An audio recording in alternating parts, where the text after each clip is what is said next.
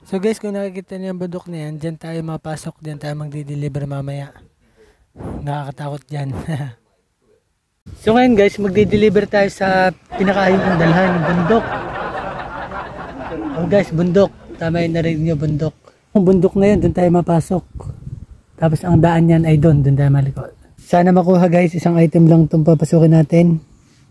Tara, let's go. Guys, tara, let's go.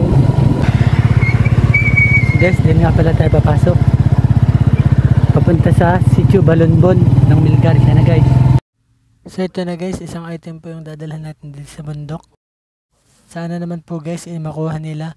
Kasi ito lang po talaga yung papasokin natin dito. Tara, let's go.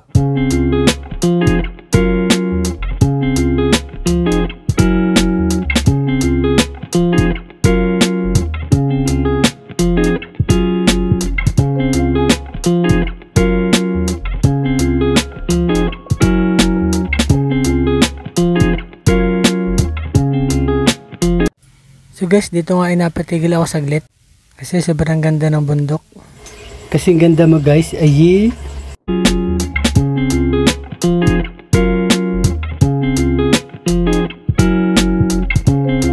so guys, dito nga pala sa bundok na ito ay may mahuli daw kayong unggoy.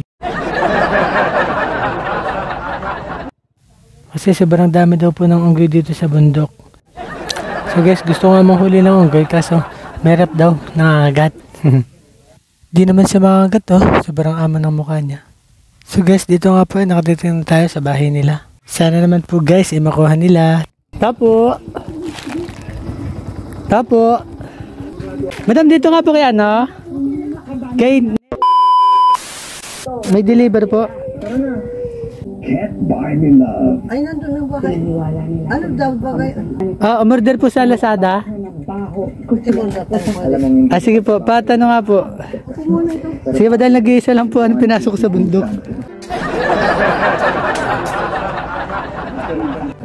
Nag-iisa lang to guys. Sana makuha. 88 pesos. Bali madam, 88 pesos po.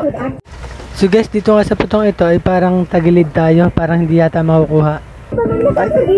Nahiram mo ng pera din kanina eh. Ay wala po, yun lang. Adi po ano kaya po madam ito?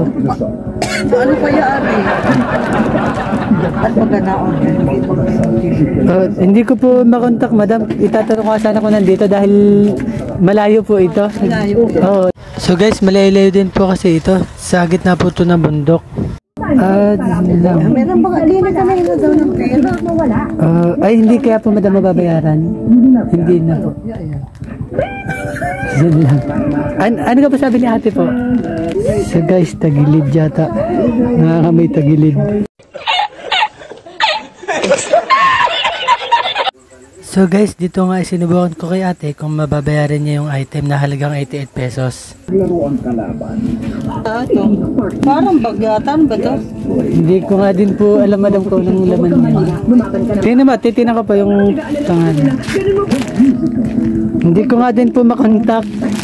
Ay, natin ang cellphone na eh. Ay, opo, mahina yata yung signal po dito sa bundok. Kaya ng ano, bakit? Ay, ano mad... Lang? sige pa, papakasala na pa. Sige po, salamat.